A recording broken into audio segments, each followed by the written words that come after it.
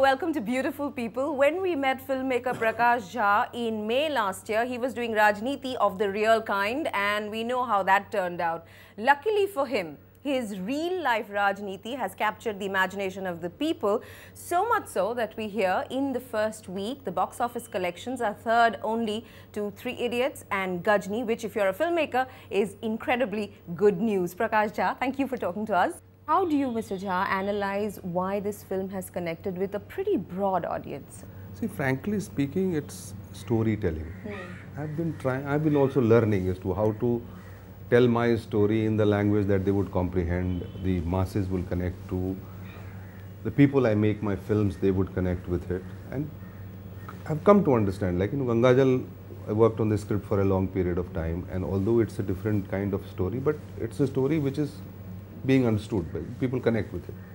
Rajniti was a complete, kind of a family drama with politics in the background and hunger for power, which is such a common human nature. I mean, there's nothing special about it, whether it is power for supremacy, whether it is power for, getting your kind of like view heard. It's not unique to politics, is what you're saying. In personal relationships, like marriages, friendships, everywhere there is politics. And I just wanted to explore that and put it into a huge family drama and have, of course, an election in the background. But the other thing which I think probably connected is like, you cannot go wrong with the characters of Mahabharata. They are, this is legend, and it's epic, and it is like, tested through centuries. So you're crediting the Mahabharata for the success? Not only my film, many films. Yeah, that's true. Because you can associate any character. It's such a huge thing, Mahabharata. And people, especially in India, whether they have read Mahabharata or they haven't read Mahabharata fully, but they are aware of it. They are aware of these characters. And included is, sort of the curiosity about the political inferences or the Sonia Gandhi angle, which sort of like, kept on, sort of like... that's, I wanted to bring that up, because again, before the movie, there was all this controversy about the Congress trying to, get you to dilute the movie. Some members of the Congress were on the revising committee of the CBFC. And yet, when I saw the film, I was wondering what all that was about. No, I think they just were apprehensive about it. I kept on telling all the time that let the film be released, because there is nothing as connected to the Gandhi family or any living, for that matter, no living politician or political party can, is implicated, because this is a family story. We have named certain political parties, Jana Shakti Party or Rashtravadi Party. That also no connection with any political party. Otherwise, by now there would have been a mayhem. But they always thought that something is cooking or something is there. That Katrina Kaif in that sari with her pallu on her head and waving her hand, and I kept telling her, how else can you wave your hand? This is the only way you wave hand at the crowd. There is no other way of waving hand. But in hindsight, not as the director, but as the producer, do you think this actually really just helped the film, because it kept it in the media and in the public for so long? What I'm trying to say, in short, is any publicity actually good publicity? Well, of course, any publicity is good publicity, but I didn't want this publicity to go on for a long time, and I kept telling every media, every interview, that there is no connection. The more I used to say that, the more they used to think that there is connection. So what could I do? What could you do? Let's talk a little bit about the casting of Katrina Kaif and Ranbir Kapoor, because a lot has been said about that. I saw some of the promotion, maybe the music promotion, and I saw songs, and I thought that, hey, this is not what I think I'm expecting from Prakash Jha's movie. And so when I saw the movie, I was really relieved to realize that no, it's not, I saw maybe one aspect of the promotion. Now the question is, did the fact that you have two young popular actors in the film play their roles in a big ensemble and yet be pivotal, did that sort of help in making the film reach out to more people? See, you have to realize that there are a whole lot of people who are Ajay Devgan's fan. There are a whole lot of people who are Manoj Bajpayee's fan, they like his work. There are a whole lot of people who are Nana Patekar's fans. And of course, Ranbir and Katrina, who were there, young people, and Arjun Rampal, who was suddenly like, coming up, into his form with Rock On and with national awards and things like that. So this entire ensemble cast was responsible for having lot of interest from varied kind of group, varied kind of people, which is of course, and if you see the SMSs that we have received or the reviews that you have received, someone is praising Ajay Devgan, someone is praising Arjun Rampal. So each one to oneself, that's absolutely fine. As far as promotion is concerned, we had a very concerted promotion where we did not promote it as a hard-hitting political drama.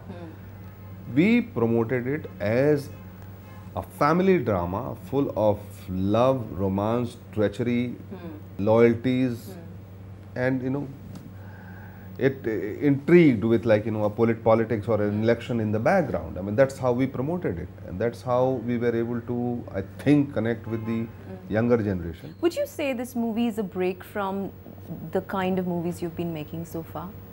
I don't know. I don't think so. I mean, it's in the same line. If you see the progression from Mrityudand to Gangajal to Apharan to Rajniti, you will see better learning, better adaptation of commercial language.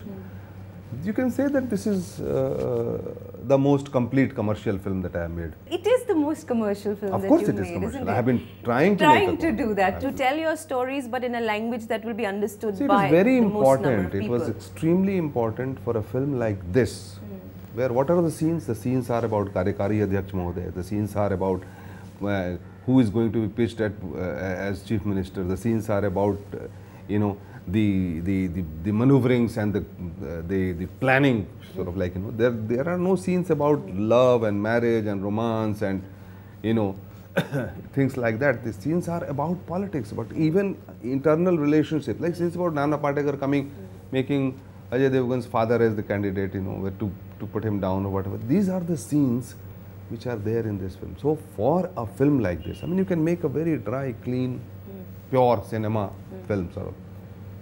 How many people will see it? And when you are in the mainstream, when you are in the market, when you have to use the popular language, some people may say that,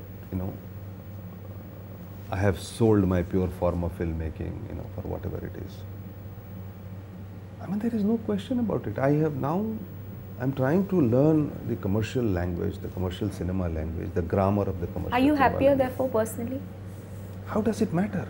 No, it matters to me because you're the subject of my interview. As long as the film reaches the people, as long as the film, each one, just imagine how many actors put their faith into this script. How many people, technicians, my assistants worked for 9 months to raise this crowd of 7,000 people who are also integral to the film and whose power is equal to any of the star power.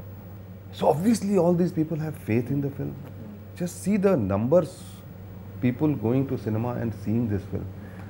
Now, if this doesn't make sense to some people, I'm sorry, it doesn't work for me. I understand the point you make about how you've been grappling over the years to find a language which you're comfortable with, where you narrate your stories and you yet reach out to people. The question is that when you do this, is there at somewhere inside you, while you have achieved that goal and that is a big success and there is no taking away from it, but inside you, is there complete happiness Somebody with this like style you, when of questions filmmaking? this, I think that even if I had won the election which I lost, the person would have been unhappy. Okay, you have won the election, but are you happy with the way you have won the election? You have lost the election, but No, are you happy? You're making me sound very cynical and negative. That's How not the can point. how can you ask a question like this? You will never be happy whether I win the election or lose the election. You will never be happy whether I make a popular film and be successful or not. And I'm just talking about that trait of it. It's not only you. There are journalists or there are reviewers who are, I read those reviews and I say, fine, you are absolutely right in your judgment. I think that whether inside me I am happy having made this film or not, how does it matter? Of course you're happy. Okay, I get the point. How does it matter? I get the point. Huh? I get the point, But Prakash. cynicism is, amazing level of cynicism you guys have. Coming from a I know you're going to filmmaker who's, I hope you don't edit this part. No, I'm not going to edit this part, I promise. But coming from a filmmaker who's been cynical and has shown us a view of politics, I think you should understand why certain cynicism exists. But never mind.